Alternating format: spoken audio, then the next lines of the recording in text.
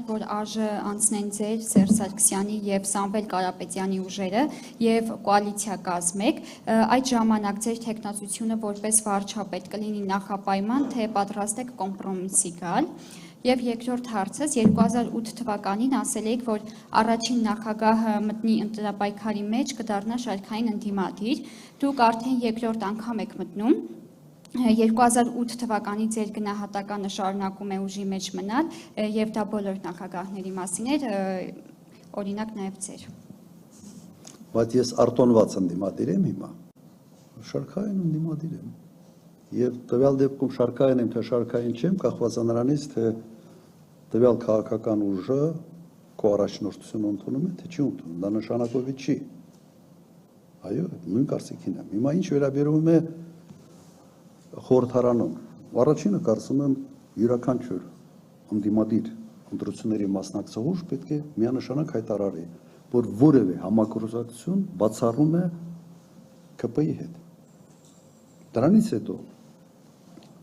մտնեն գործարան, եթե մեկ քաղաքական ուժ բավարար ձայներ հավաքի միայնակ կառավարությունը ձևավորել է, ուրեմն դա իր իրավունքն է։ Ինքը գնում է ավելի լայն կոալիցիայի, թե միայնակ է դա անում։ Օրինակ ես կնախընտրեի, կհամարեի, որ պետք է գնալ ավելի լայն կոալիցիայի, որտեղ խնդիրները իսկապես խորն են եւ այդ խնդիրների հաղթահարումը ավելի լայն կոմպրոմիսների բան է ուզում, միջավայր է ուզում։ Ես օրինակ դա կառաջարկեի։ Ինչ վերաբերում է թե հետո ով կլինի վարչապետ, ով չի լինի, կա շատ պարզ տարբերակ։ Ով ավելի մեծ տոկոս է հավաքում, նրա առաջնային իրավունքն է վարչապետ առաջարկել։ Եթե մեր քաղաքական ուժը այդ առաջի տեղը չի լինի, իհարկե ես որևէ հավակնություն չեմ ունենալու։ Ես ինչ չեմ տեսնում գնամ կառավարությունում նախարար աշխատեմ։ Բայց մեր քաղաքական թիմում կան բազմաթիվ մարդիկ, որոնք եւ այդ փորձը ունեն եւ գիտելիքներ եւ կարող են դա անել։ Ու նաեւ պարզ է, ես նաեւ ինչ չեմ տեսնում, որ մանդատը վերցնեմ, գնամ падգամավոր դառնամ եւ անցած անգամ ես մանդատը չեմ վերցրել։ Այստեղ խնդիր չկա։ Ընդհանրապես խնդիր չկա։ Հասկանալի է, չէ՞ սխեման։ Ով շատ ձայն է հավաքել, նա այդ իրավունքը ունի։ Եթե այդ տեխնացուն, այդ շատ ձայներ հավաքած տեխնացուն, այնուամենայնիվ տեխնացուի պատճառով չեն կարողանում կոնսենսուսի գալ այս ընդդիմադիր դաշտում, կա երկու տարբերակ։ Կամ երկրորդ փուլ, մեր սահմանադրությունն է սա ասում։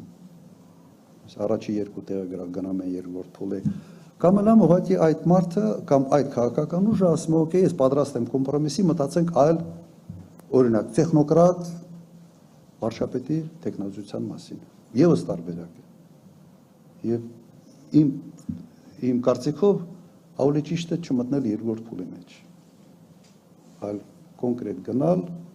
փոխզիջումային տարբերակով գտնել այնպիսի լուծում, որը հնարավորություն կտա ավելի քիչ ցնցումներով առաջ շարժվել։ Այո, ամբիցիաները մի կողմ